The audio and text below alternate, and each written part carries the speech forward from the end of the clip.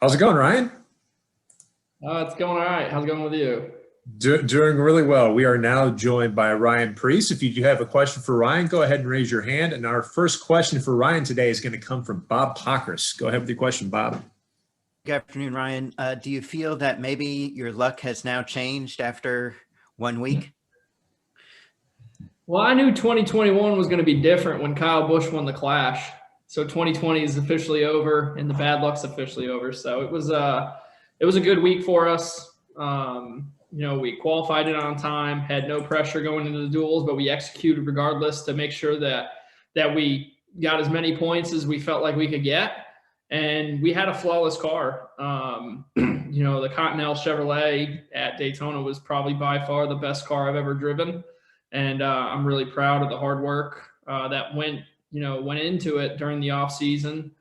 There was a lot of pressure on everybody going into that, but everyone executed the way they needed to, and we had a great day.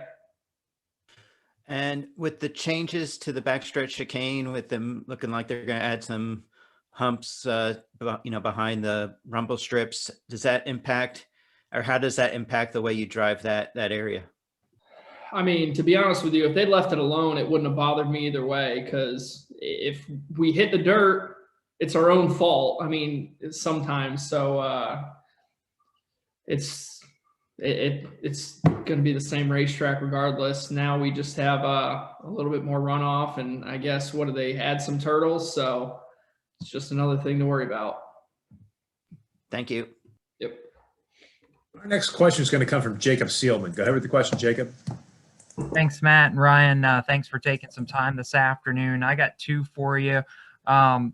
Going back to Daytona, how big do you feel like the performance all week was for you guys, from the points and the duels to the 500, and what that may do in terms of sponsorship and attracting interest?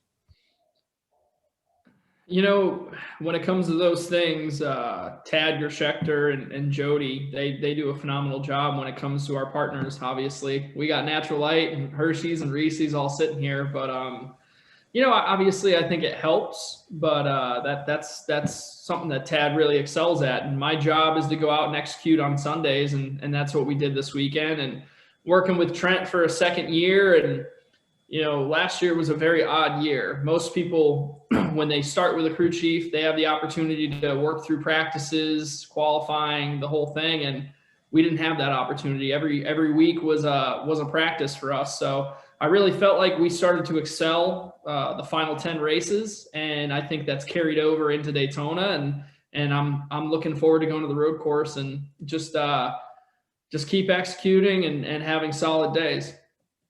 As far as the back end side of it, when it comes to partners, is that something that you've ever been involved in at the Cup level? Something that you try to help Tad and Jody with, or is your focus solely on the race car?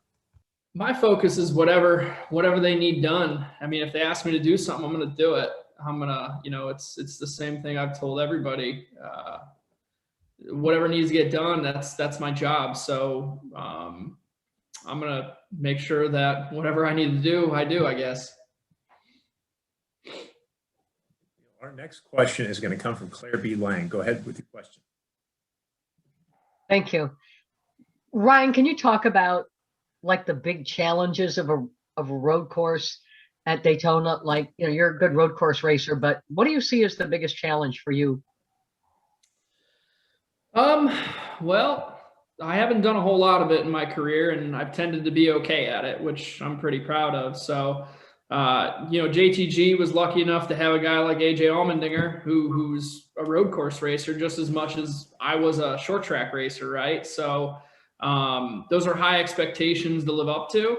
But every time I get in that race car, when I go to a road course, I study. I was just sitting here watching the Clash before I got on here, and I try to excel at it. So as long as we keep improving week in, week out, then there's nothing really to hang my head on. So it's the one thing I do have going for me is short tracks are pretty similar when it comes to road course racing. It's a lot of heavy braking, a lot of on throttle, and then it just comes to communication and just keep making the car better. How did you look at the Clash, and not because you got some practice for this coming race on the road course. But to start out the season and have that be a road course race, how did you like that concept as an old school racer? And then, how do you see this race playing out in general? Like, is it just going to be insane? I mean, it was fun to watch. I know some old school people were like, oh, it's not the same. It's a road course. Some people really liked it. What about you? Well, I think us racers, we love tradition, and tradition was, on the super speedway, but at the same time, trying new things is always good. It's not necessarily a bad thing. And it was exciting. I mean, anybody who said that coming to the finish line, going into that last little chicane, if they weren't jumping up and down, either they were mad, happy, whatever it was, then I don't know what they want. So it was, I think the final few laps of that race was exciting to watch. And I mean, I'm for whatever fans want, because at the end of the day, our jobs as drivers is to go and execute, but it's to put a show on for fans. So whatever it takes to do that, to make sure that we're all showing up to the racetrack week in and week out and people have something to watch. And was it entertaining to rewatch it? I just got to ask you. Yeah, it's certainly entertaining. That's for sure. Thanks and good luck. Okay. Appreciate it. Our next question is going to come from Lee Spencer. Go ahead with the question, Lee. Thanks, man. And thanks, Ryan, for joining us. You look like you have the lunch of champions right there in front of you, but probably not something you would eat unless it was a late night with the beer and the chocolate.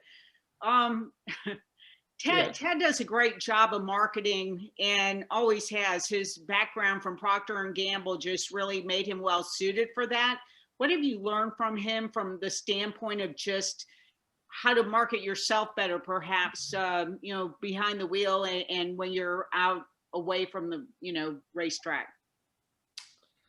Well, I think a lot of it comes to relationships. Tad is proof that, or he's just really good at building relationships and making people, feel like family. And I think that's what they're really good at, because they're genuine people. So at the end of the day, I've definitely learned, quite a bit from him, but it takes a special person to be able to do what he does. And, it just like it takes like a breed of racer to be able to get to this level and capitalize on everything. So not many people can do what Tad does. And I definitely applaud him for what he does. And, hopefully we can keep on, working towards our goal.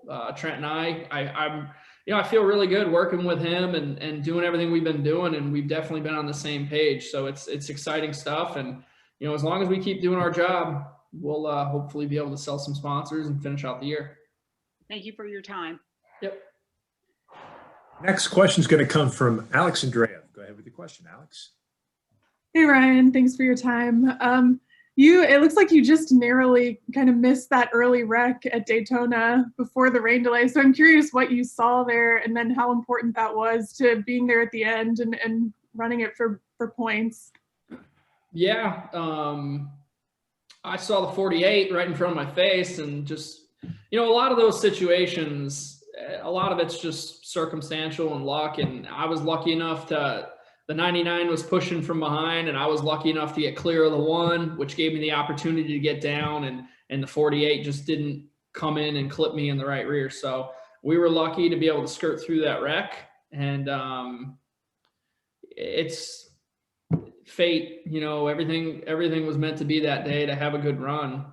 There was the complete opposite last year. If there was something happening, I just happened to be in it. So I'll take the good days and just keep moving forward. Thank you. Thanks. Next question is going to come from Dustin Long. Go ahead with the question, Dustin.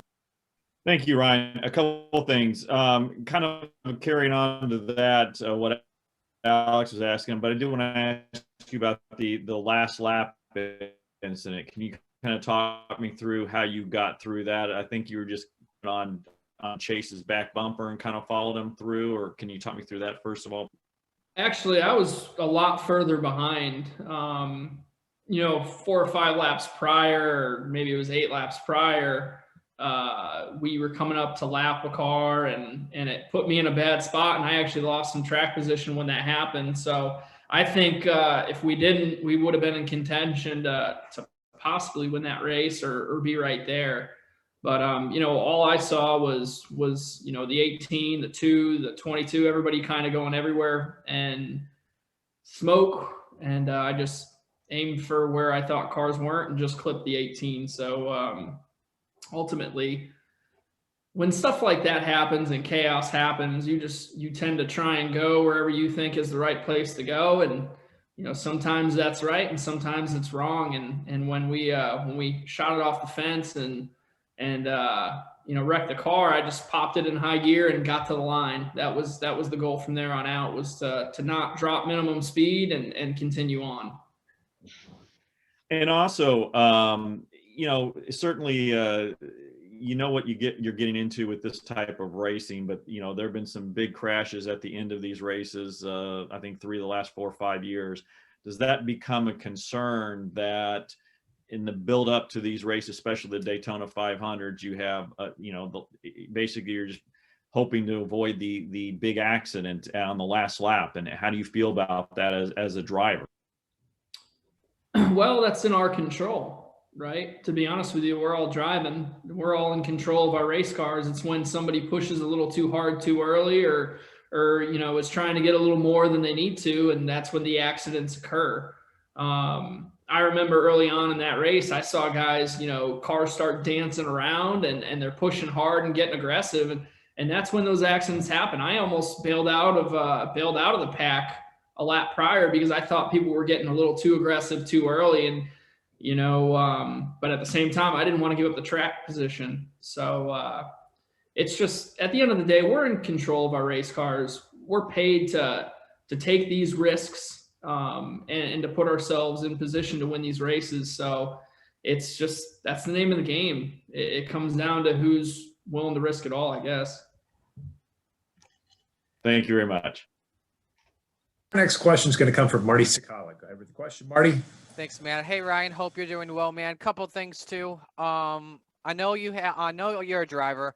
I know you're focused on racing over viewership, and I know that your sponsors as well want that product placement, the impressions time. The views for the Daytona 500 are an all-time low, and I know a chunk of fans have been taking to social media and saying they would like to see the start times moved up at about noon or 1 p.m. like in 2010, 2011. How would you feel about those early afternoon start times?